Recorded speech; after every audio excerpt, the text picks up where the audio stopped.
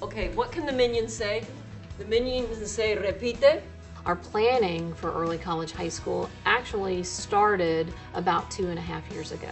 And really what happened with that was that we were a very successful small school of choice within our school district.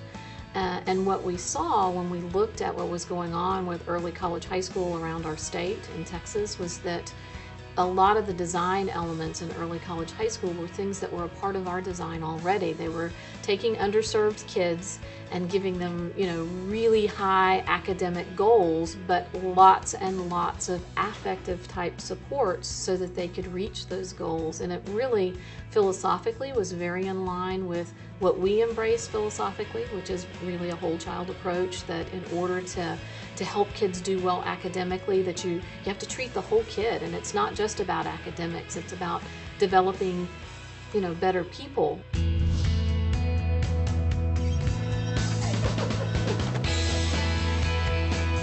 We use the Fitnessgram program, which is the state of Texas has implemented a fitness testing, but the state only requires that you do it once a year, most of the time at the end. We chose many years ago to start by testing them at the beginning of the year. They get the results, and from that they start to choose what kind of goals they want to have. Now I set some standards and say you need a cardio goal, you need some skill goals, and then you need some personal, emotional type wellness goals.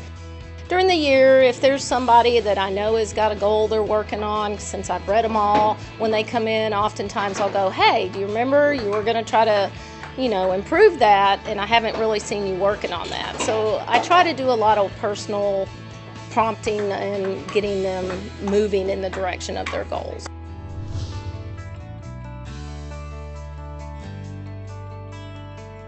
Why would we make you do this? What can we gain from this? If you're like in a new job, in a new place, it's like you're being blindfolded. You guys over here are all working with Josh. Another part of our design is our family advisory system. In our families, there are 2 adult facilitators in each of the families, and then they divide the kids into, each of them is an advisor for, say, 15 or so kids.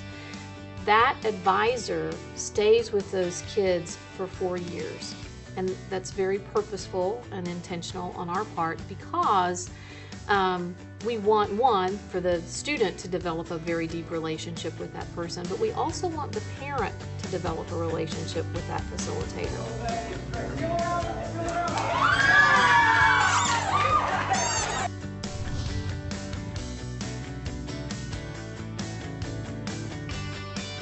In a typical high school, you sit in a desk, you listen to your teacher, you take a test, and then you try to figure out how to do the rest of your life after you leave. And at Quest, we believe that that's part of the learning that should happen while we have the students with us. So our students going out into the community learn a host of skills: how to speak to an adult, how to operate without supervision and do it appropriately.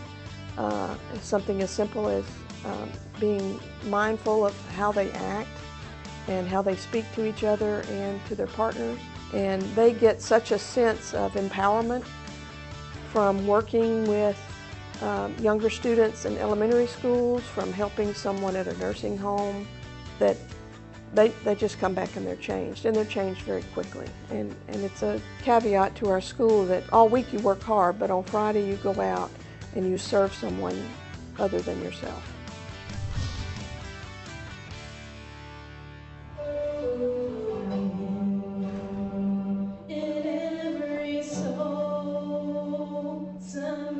When we're interviewing a student, we always require that we interview the student, and we have their parents be there too, because we want to say right up front, this isn't just about your student, this is also about you, and your involvement as a parent, because we're going to be very involved in this. We want you to be very involved in this, because it takes all of us to help support the student to become whoever it is that he or she wants to become.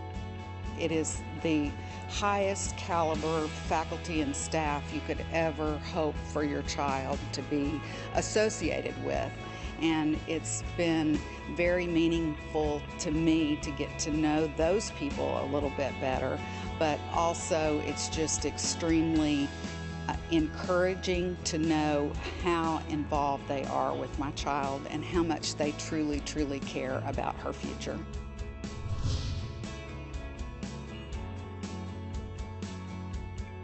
You know, we do a lot of technology work. We actually have an early college class now, which is a technology class. You know, 21st century skills involve, you know, okay, I've got to be a problem solver, I've got to be a critical thinker, I've got to be able to work with a group. And those are the kinds of things that we work on in every classroom all the time. Tremendous amount of collaborative learning here where the kids work together to reach whatever goal it is that they need to reach. I've been blessed to be a part of this for 17 years, and I know the power in it. And the reason I know the power in it is I get to know my kids so well, and you know, I can open up an email on a daily basis and I hear from a kid that was in my family 10 years ago. One young man I got an email from the other day, he's in the north somewhere getting his doctorate in teaching. I get those kind of emails all the time, and you know, they come back to see us all the time. So you know it is making a difference in their lives. And it's life-changing. Because I honestly believe that it's that, not just for kids, but for adults. I watch it happen with kids. That's why I get teary-eyed when I listen to kids talk about it, because I see them, I can see the changes happening. And it's just so exciting.